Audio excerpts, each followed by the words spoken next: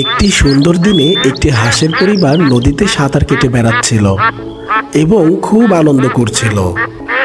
নদীর ঠিক পাশেই একটি হাঁস তার ডিমের পাশে মন খারাপ করে বসেছিল। আমার ডিমগুলো ফুটে কবে আমার ছানাগুলো বের হবে?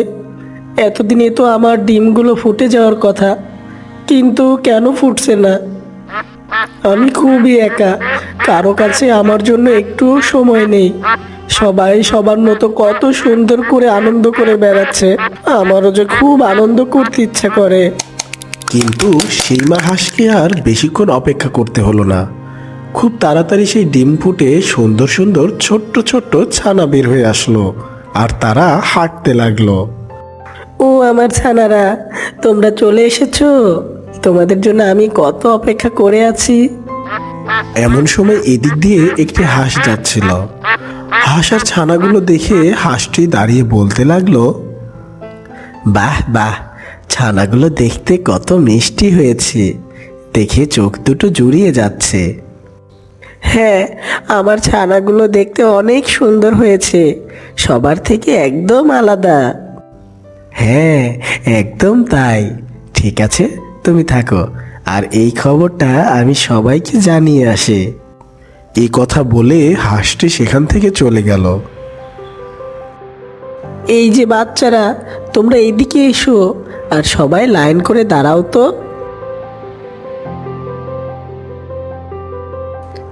1 2 3 4।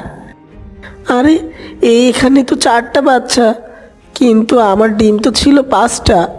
আরেকটি কোথায় গেল? মা হাঁসটি ঘুরে দেখলো এখনো একটি ডিম ফুটতে বাকি আছে। আমার মনে হয় এই ডিমটি না ফোটা পর্যন্ত আমাকে এই ডিমের উপর বসে আরও তা দিতে হবে। এরপর হাঁসটি সেই ডিমের উপর বসে তা দিতে থাকলো। খুব তাড়াতাড়ি সেই ডিমটিও ফুটে গেল, কিন্তু বাচ্চাটি দেখতে ছোট এবং অনেক কুৎসিত ছিল।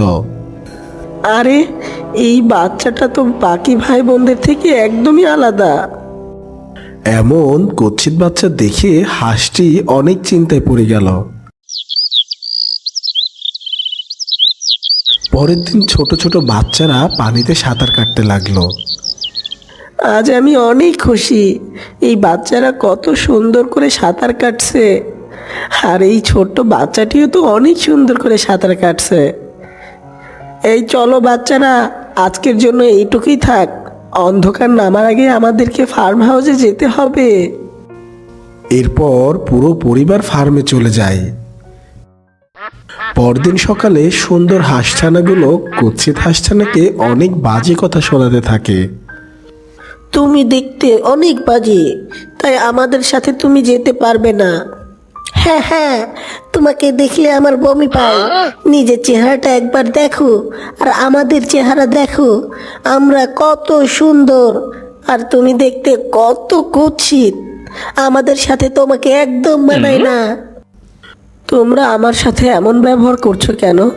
আমি দেখতে অনেক কুৎসিত হয়েছি, এতে কি আর আমার হাত আছে? এ সবই তো বিধাতার তৈরি। এই এই নোংরা হাঁসের সাথে তোরা কথা বলিস না তো, আমরাও নোংরা হয়ে যাব। এমন সময় সেখানে হাঁসছানাগুলোর মা চলে আসে। কি হয়েছে বাচ্চারা, তোমাদের কি কোনো সমস্যা? কি হবে মা, তোমার এই কুৎসিত সন্তানটা আমাদের পিছুই ছাড়ছে না। ওকে আমাদের সাথে নিলে অন্য হাঁসরাও আমাদের সাথে খেলা করে না, ওকে আমাদের সাথে একদম মানায় না মা। এই যে আমার ছোট্ট ছানা, তুমি কেন তোমার ভাইদের বিরক্ত করছো? ওরা তো ঠিকই বলেছে, তুমি যেমন দেখতে কুৎসিত, তোমাকে ওদের সাথে একদম মানায় না। তুমি তোমার মতো একা একা খেলা করো। এই যে আমার ছানারা, তোমরা এসো আমার সাথে। এই কথা বলে মা হাঁসটি তার সুন্দর ছানাগুলো নিয়ে সেখান থেকে চলে যায়। এদিকে কুৎসিত হাঁসটির অনেক মন খারাপ হয়। আমার সাথে সবাই এমন করে কেন? আমি দেখতে কুৎসিত হয়েছি, এতে কি আমার কোনো দোষ আছে? সুন্দর অসুন্দর এই সব তো বিধাতার হাতে। তাহলে ওরা কেন আমার সাথে এমন করে? কুৎসিত হাঁসটি কিছুক্ষণ এখানেই দাঁড়িয়ে রইল। এবং সে ঠিক করলো সে এই জঙ্গল ছেড়ে অনেক দূর চলে যাবে। আমাকে নিয়ে আর তোমাদের কারো কোনো কষ্ট হবে না। আমি এই জঙ্গল তোমাদের ছেড়ে অনেক দূর চলে যাব।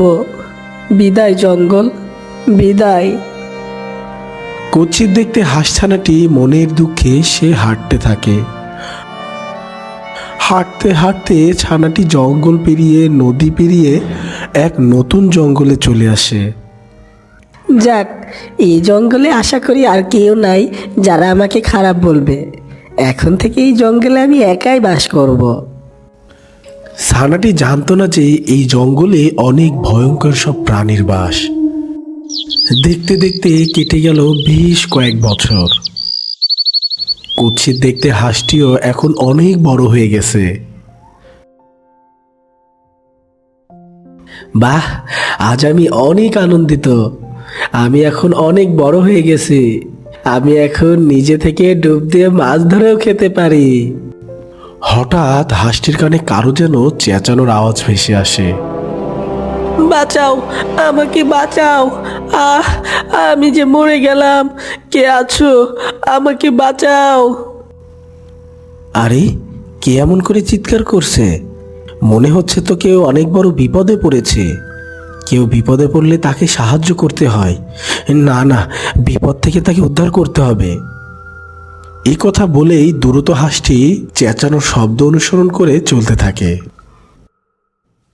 ও মা গো, কে কোথায় আছো গো? আমাকে বাঁচাও। এই ব্যথা আমি যে আর সহ্য করতে পারছি না। আমি যে মরে যাচ্ছি। আহ ততক্ষণে হাঁসটিও সেখানে এসে হাজির হয়। এ কি হয়েছে তোমার? তোমার পায়ে তো দেখি রক্ত পড়ছে। কি হয়েছে তোমার? আমি এই দিক দিয়েই যাচ্ছিলাম। হঠাৎ একটি সাপ এসে আমার পায়ে কামড় বসিয়ে দেয়। আর সেই সাপের কামড়ের বিষের ব্যথায় আমার পুরো শরীর যেন পাথর হয়ে যাচ্ছে। তুমি কোনো চিন্তা করো না গো হরিণছানা, তোমার কিছুই হবে না। তোমাকে বাঁচানোর জন্য যা যা করতে হয় আমি সব করব। তুমি শুধু বিধাতার উপর আস্থা রাখো। কি, তুমি আমাকে বাঁচাতে পারবে? এই সাপের বিষের ওষুধ কি তোমার জানা আছে? না, তা ঠিক জানি না, তবে তোমার পা থেকে যদি বিষ চুষে বের করে ফেলতে পারি তাহলে তুমিও বেঁচে যাবে। এই কথা বলে হাঁসটি তার মুখ দিয়ে হরিণছানার পা থেকে বিষ চুষে চুষে ফেলতে থাকে। একসময় হরিণছানাটি বেশ আরাম অনুভব করে। তোমাকে অনেক ধন্যবাদ। তুমি না থাকলে আমি হয়তো আমার এই জীবন ফিরে পেতাম না। এমন বলো না গো, বাঁচানোর মালিক ওই বিধাতা, সেই তোমাকে বাঁচিয়েছে। আমি তো শুধু বাঁচানোর একমাত্র মাধ্যম। কেউ বিপদে পড়লে তাকে সাহায্য করা আমাদের সবার দায়িত্ব। আর আমি আমার সেই দায়িত্বটাই পালন করেছি মাত্র। আমাদের সকলের উচিত অসহায়দের পাশে দাঁড়ানো। আমিও এখন থেকে অসহায়দের পাশে দাঁড়াবো, তাদেরকে সাহায্য করব। ধন্যবাদ তোমাকে। এখন তুমি সাবধানে বাড়ি যাও, আর আমিও এখন বাড়ি যাই। এরপর হরিণছানাটি তার বাড়ির দিকে রওনা দিল, আর হাঁসছানাটিও তার বাড়ির পথে রওনা দিল। আমরা সবাই রাজা আমাদের ওই রাজার রাজত্বে, নইলে মোদের রাজার সনে মিলবে কি সত্যে। আমরা সবাই রাজা, আমরা সবাই রাজা আমাদের ওই রাজার রাজত্বে, নইলে মোদের রাজার সনে মিলব কি সত্যে। আহা, আমরা সবাই রাজা। মেরো না, মেরো না আমাকে, আমাকে ছেড়ে দাও। এ কি আবার বিপদে পড়লো? কণ্ঠটা খুব যেন চেনা চেনা লাগছে। এগিয়ে গিয়ে দেখি তো। হাঁসটি দ্রুত পায়ে সামনের দিকে এগিয়ে যায়। যেতেই দেখে, যতই চেঁচাও কোনো কাজ হবে না। এই জঙ্গলে তোমাকে কেউ বাঁচাতে আসবে না। আরে, উনি তো দেখতে আমার মায়ের মতো। হ্যাঁ, উনি তো আমার সেই মা। কিন্তু আমার মা এই জঙ্গলে কিভাবে আসলো? না, আগে ওই দুষ্টু শিয়ালের হাত থেকে আমার মাকে বাঁচাই, পরে সব কিছু জানা যাবে। এই কথা বলে হাঁসটি দ্রুত পায়ে শিয়ালের কাছে এগিয়ে যায় আর বলে, আরে শিয়াল মামা, তুমি যে এত বোকা আগে বুঝিনি। শিয়াল এমন কথা শুনে বেশ রেগে যায় আর বলে, কে রে তুই? আমাকে বোকা বলছিস? বোকা তো তুই নিজে, যে কিনা আমার খাবার হতে এসেছিস। হ্যাঁ, তা তুমি বলতে পারো। তবে কি তুমিও বোকা? দেখো তো, এই বৃদ্ধা হাঁসের শরীরে কি কোনো মাংস আছে? আছে তো শুধু হাড্ডি, যা তুমি খেয়ে কোনো মজাই পাবে না। তা বলি কি, তুমি ওনাকে ছেড়ে দিয়ে আমাকে খাও, তাতে তুমি অনেক মজা পাবে, কারণ আমার শরীরে তুমি অনেক মাংস পাবে। হ্যাঁ, এটা তো আমি কখনো ভেবে দেখিনি। ঠিক আছে, তোর কথা মতো আমি বৃদ্ধাকে ছেড়ে দিলাম। এখন তো আমি তোকে খাবো। আরে দাঁড়াও দাঁড়াও, আমার একটা শেষ ইচ্ছা আছে, তাই আমি চাই আমাকে খাওয়ার আগে এই ইচ্ছাটা আমার পূরণ করতে। এমন কথা শুনে শিয়াল বলে, মরার আগেও শেষ ইচ্ছা? ঠিক আছে, বল তোর কি ইচ্ছা আছে? এখানে না, তুমি আমার পিছে পিছে আসো। ওই তো, ওই সামনে গিয়েই আমার ইচ্ছার কথা তোমাকে বলবো। ঠিক আছে, চল। এরপর শিয়াল কুৎসিত দেখতে হাঁসটির পিছে পিছে চলতে থাকে আর বৃদ্ধা হাঁসটিও শিয়ালের পিছে পিছে চলতে থাকে। কে রে, আর কত দূর যেতে হবে রে? আমার যে খুব ক্ষুধা পেয়েছে। এই তো মামা, প্রায় এসেই পড়েছি। কিছুক্ষণের মধ্যেই তারা একটি ডোবার কাছে এসে দাঁড়ায়। তখন শিয়ালটি বলে, কে রে, দ্রুত তোর ইচ্ছার কথা বল। তোর ইচ্ছাটা পূরণ করে তোরে খাবো। ক্ষুধায় যে আমার পেট টকবক টকবক করছে। দ্রুত বল তো তোর কি ইচ্ছা আছে? হ্যাঁ মামা, আরেকটু ধৈর্য ধরো, তুমিই তো খাবে। আমার ইচ্ছার কথা বলি, শোনো তুমি। ওই যে ডোবাটা দেখতে পারছো, ওই ডোবার মধ্যে আমি নামবো, আর তুমি লাফ দিয়ে ধরে এনে আমাকে খাবে। জানো তো, আমার অনেক দিনের ইচ্ছা, এমনি এমনি মরে যাওয়ার চেয়ে কেউ আমাকে এইভাবে শিকার করে খাক। হাঁসটির কথা শুনে শিয়ালটা একটু ঘাবড়ে যায় আর মনে মনে বলতে থাকে, এই রে, এই আবার কেমন ইচ্ছা? আমি তো আবার সাঁতারও জানি না। যদি ডোবা থেকে উঠে না আসতে পারে তাহলে তো কেল্লা ফতে। কিন্তু ডোবাটা দেখে তো মনে হচ্ছে আমি হেঁটেই পার হয়ে যেতে পারবো। কি হলো শিয়াল মামা, তুমি কি ভয় পেয়ে গেলে নাকি? আমি তো জানি তুমি খুব শক্তিশালী, তোমার কাছে এইসব কাজ করা তা কোনো ব্যাপার না। তা কি এত ভাবছো মামা? বলো না, আমার ইচ্ছাটা তুমি পূরণ করবে। হে হে হে, আসলে তুই খুবই বোকা রে। এটা আবার কোনো বড় ইচ্ছা হলো নাকি? এই ডোবা থেকে তো আমি তোকে এক নিমিষেই ধরে খেয়ে নিতে পারবো। একবার লাফ দিয়ে দেখোই না উপরে আর উঠতে পারো কি না। ঠিক আছে মামা, আমি তাহলে ডোবাতে নামলাম। তোমাকে বলা মাত্রই তুমি আমাকে লাফ দিয়ে শিকার করবে। ঠিক আছে, দৌড়ো তো যা। হাঁসটি ডোবার মধ্যে নেমে যায় আর কিছুটা দূর যাওয়ার পর বলে, এই তো মামা, তুমি এখন আমাকে ধরো, দ্রুত লাফ দাও। হাসির এমন কথা শুনতেই শিয়াল দেয় এক লম্বা লাফ। লাফ দিতেই হাঁসটিও ডুব দেয় আর পাড়ে উঠে আসে। বোকা শিয়ালটা জানতো না যে এই ডোবাটা অনেক গভীর। শিয়ালটা উঠে না আসতে পেরে চিল্লাতে থাকে, ওরে বেটা বেয়াদব, তুই আমাকে বোকা বানিয়ে ধোকা দিয়েছিস। আমি তোদের খাবো না, আমাকে বাঁচিয়ে নে তোরা। বাঁচাও, বাঁচাও, আমাকে বাঁচাও। তখন কুৎসিত হাঁসটি শিয়ালকে বলে, আরে মামা, তোমাকে তো বোকা বানায়নি, তুমি তো নিজেই মস্ত বড় একটা বোকা। বোকা দুষ্টু শিয়ালটি চিল্লাতে চিল্লাতে একসময় ডুবে তলিয়ে যায়। আর তখন বৃদ্ধা হাঁসটি বলে, কে বাবা তুমি, যে কিনা নিজে জীবন বাজি রেখে আমাকে বাঁচালে? আমাকে এখনো চিনতে পারোনি মা? আমি তোমার সেই সন্তান, যাকে তোমরা সবাই অনেক ঘৃণা করতে, আমাকে অপমান করে কথা বলতে, আমি সেই কুৎসিত।